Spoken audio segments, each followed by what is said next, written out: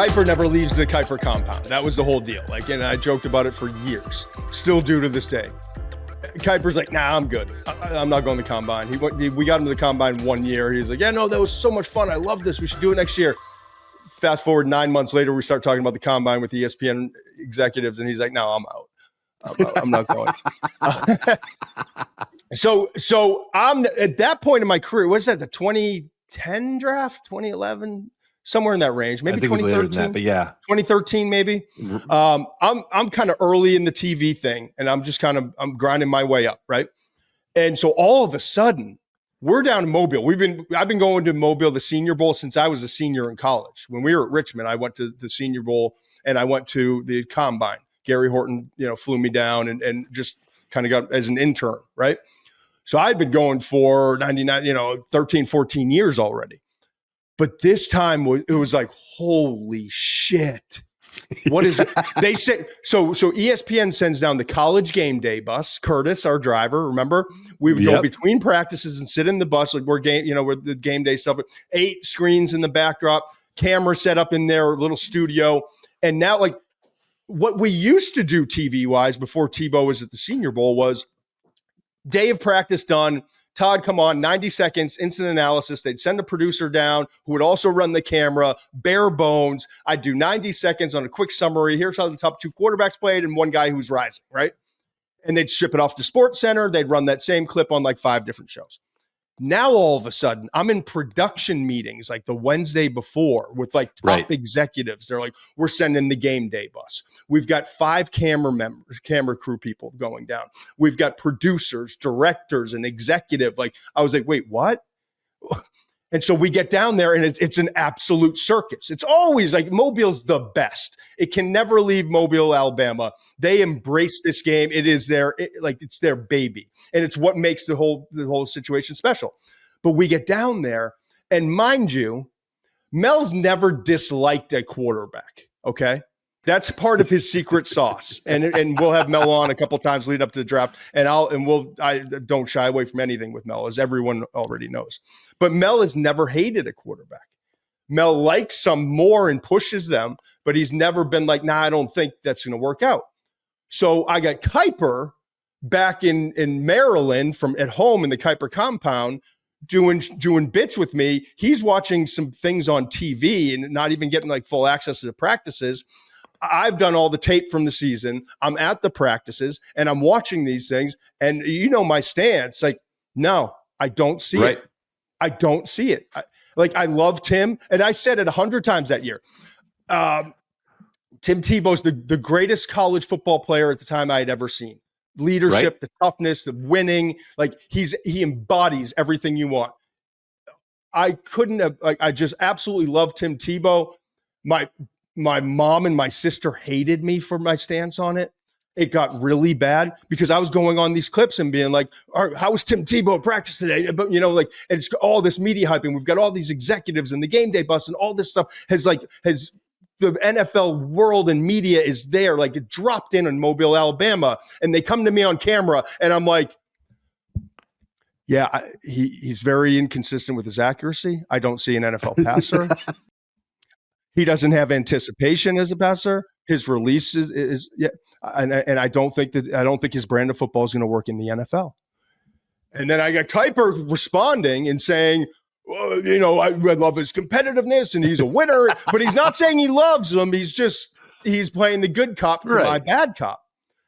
And that's when it all starts.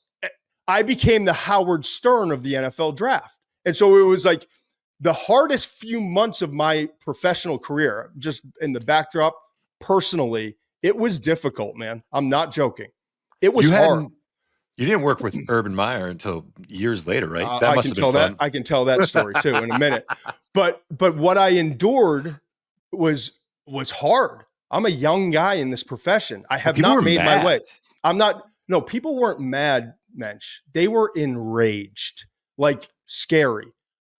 I get done with that week at the Senior Bowl of all the negative talk and trying, me, good and bad, competitor, he's a winner, he's all these things. But I mentioned maybe he should move to tight end, which he eventually kind of tried, right? Yeah.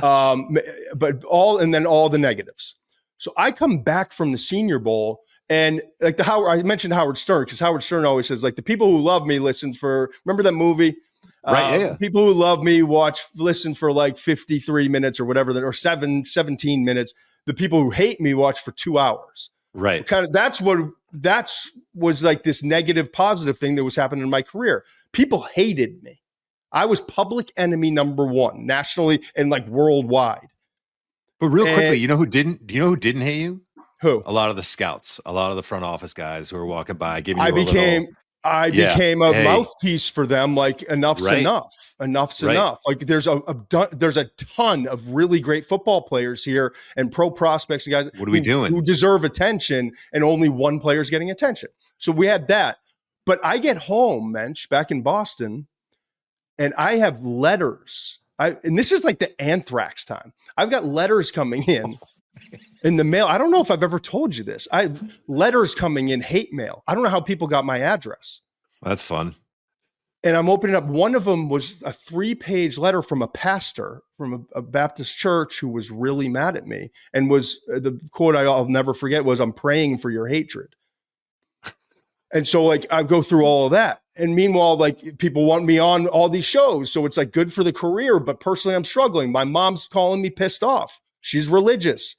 My sister, they're religious, very religious, and they're upset with me, you know? So I'm going through all that. And so now I got the pro day in Gainesville. And remember, that class was loaded. That was Urban's gem, you know? Joe Hayden, all the pass, like, it was a loaded class.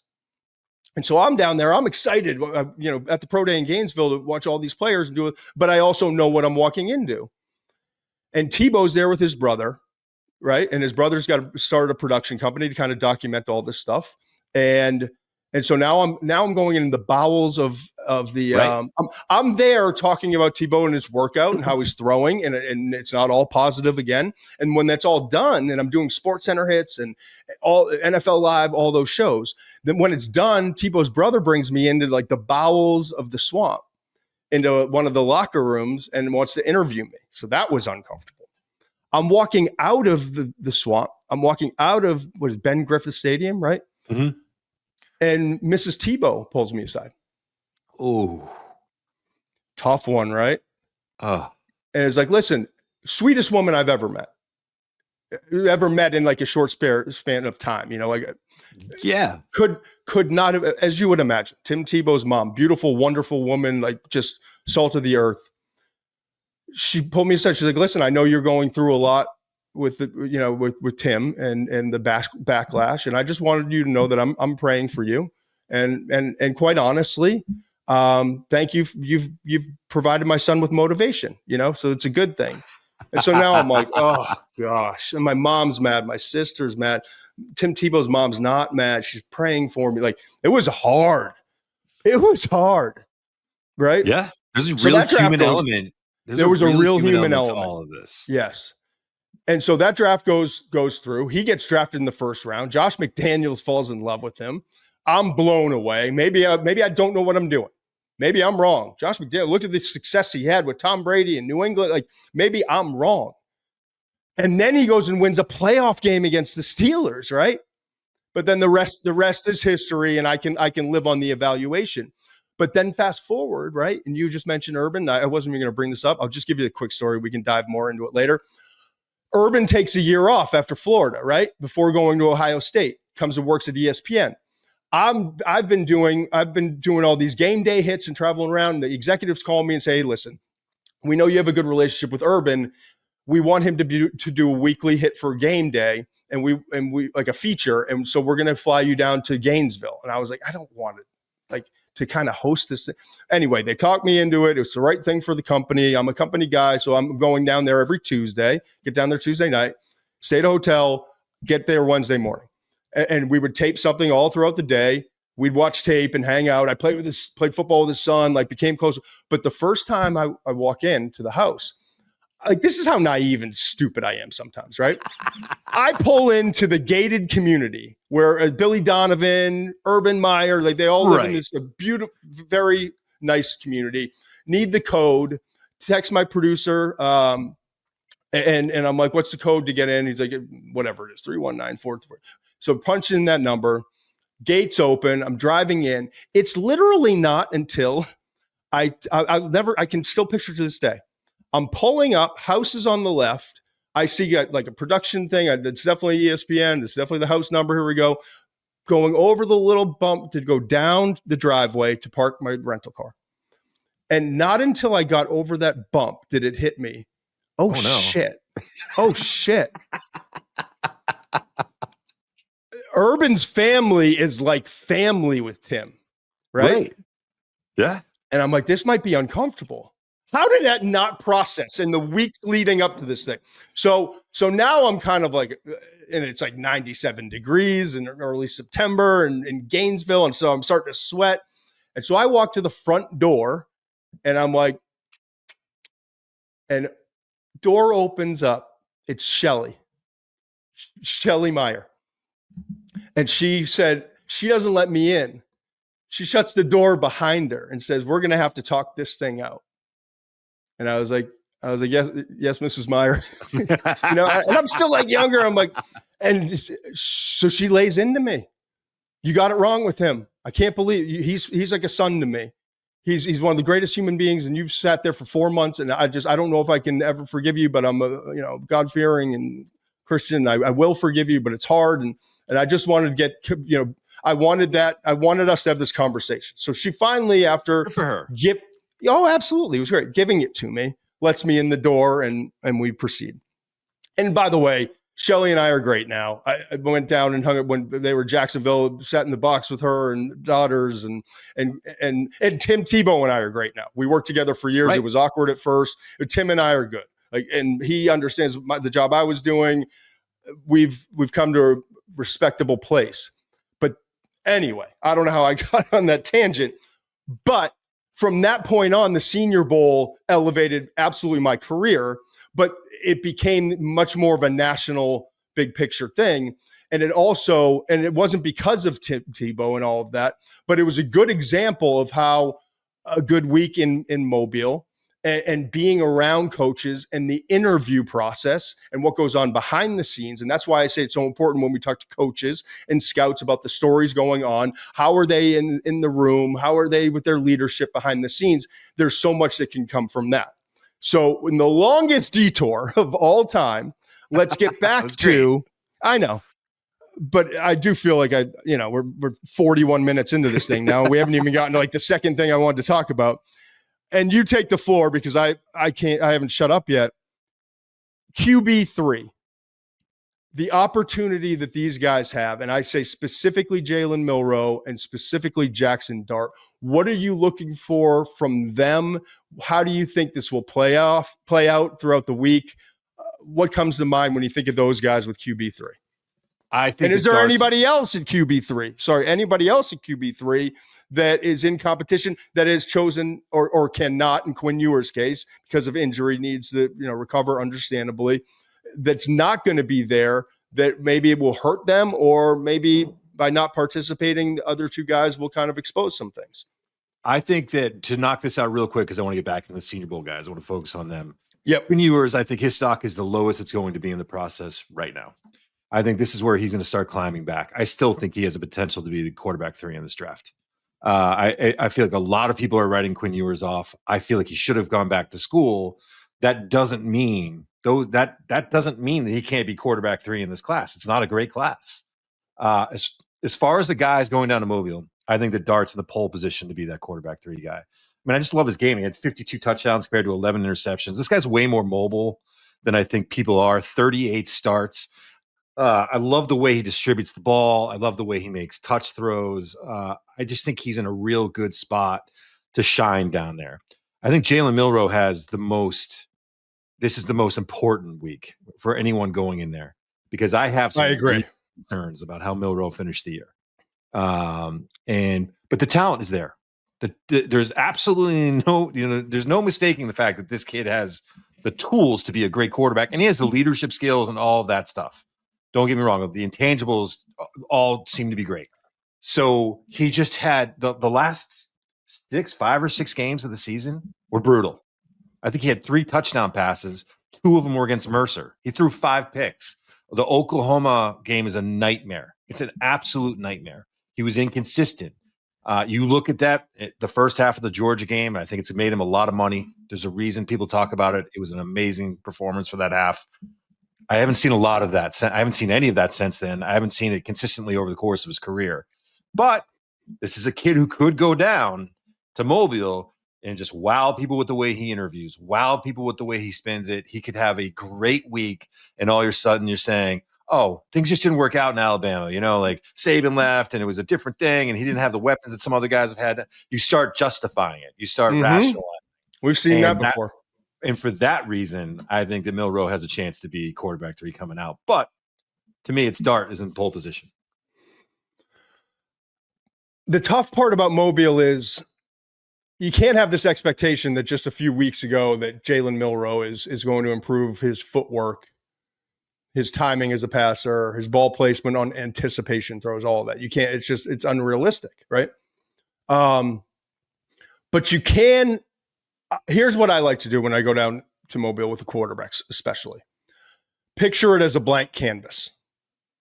You haven't seen any tape before, okay? Erase it, just temporarily erase it from your mind and see, okay, they're all in new systems. They all have wide receivers they're not familiar with. They are all working with a new football. They're all dealing with new rules. They're all going through this grind with the media interviews and bouncing from here to there, interviews at night with NFL teams, all that stuff. They're all going through this grind together. So it's like it's a fair platform across the board because they're all having to do it and they're all having to make that same transition. Show me what you have that I can work with if I'm a quarterback coach, offensive coordinator, head coach. This is the blank canvas. Show me what you have to work with. And we know what he has mobility-wise. There's don't need to see him as so much as tuck the ball and run for 3 yards. We know what he has. Show me how quick you are in your drops when put in a position. Show me how you're picking up from day, and I love this too, from day 1 to day 2 to day 3, are you progressing? Okay. Right. Show me, and this is critical. We'll talk about it during the week, and I don't want to bog down this show right now, but for quarterbacks, the red zone, typically on Thursdays, they do a lot of red zone. Tight spaces, tough decisions. Where's your ball placement? Are you putting it high? Is a ball floating in the middle and putting yourself in a position of risk, which he has done in terms of a turnover in the red zone, which is like a mortal sin? Or are you driving the ball low and making sure your receiver's the only one who can get it? Are you protecting the football? Are you making quick decisions? Because in the red zone, everything speeds up and it's confined. So throughout the week, I want to see those sorts of things. We know he's got the huge arm. We know he throws a great deep ball, but how is he without 7-on-7s, without the defense? Do you have what it takes? Are you showing me promise that there is that there if myself and my staff can unlock it? So that to me is going to be the most intriguing thing for both of the quarterbacks, but especially with Jalen. I also like to see how they are around these guys. And Justin Herbert, I remember when we went down there, he was coming out of Oregon. There were he's kind of a quiet guy. He's kind of a different guy. He gets down to Mobile, people just gravitated to him. The players gravitated him. He became, he wasn't what you think of as a typical alpha in terms of loud and brash and all that. He was the alpha there in that quarterback class. He was. Guys just were attracted to him. And it's easy when you go to school and you're a 4-star or you're the quarterback and you're kind of the ordained leader and people are going to just gravitate towards you because the schools put you in that position. When you show up in Mobile for a week, and these are all really good players, sometimes great players, can you, within the first, practice, get these guys to buy into what you're doing? Can you get them to come along and really kind of follow you? And I thought Herbert did a great job of that. I always like to keep an eye on that with the quarterbacks to see are these guys gravitating towards this quarterback.